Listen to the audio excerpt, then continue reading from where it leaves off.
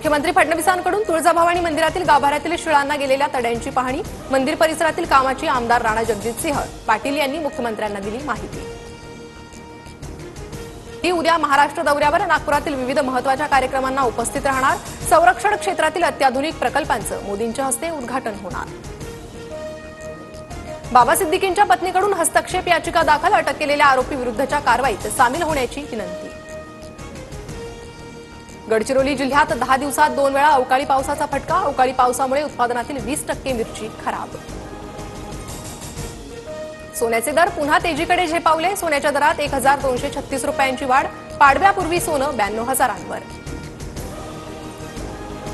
मध्य रेल्वेवर उद्या विशेष ब्लॉक, नेरळ स्थानकात इलेक्ट्रॉनिक इंटरलॉकिंगचं काम करण्यात येणार, अनेक लोकल पूर्णपणे तर काही लोकल अंशतः रद्द। महाराष्ट्राची लोकप्रिय वृत्तवाहिनी आता फ्री डिशवर, 1 एप्रिलपासून TV9 मराठी डीडी फ्री डिशवर पाहता येणार। डीडी फ्री डिशच्या प्रेक्षकांना 68 क्रमांकावर TV9 मराठी दिसणार। आज गुजरात टायटन्स समोर मुंबई इंडियन्सचं आव्हान, स्पर्धेत विजयाचं खातं उघडण्यासाठी दोन्ही संघ मैदानात उतरणार। अहमदाबादच्या नरेंद्र मोदी स्टेडियममध्ये सामना रंगणार।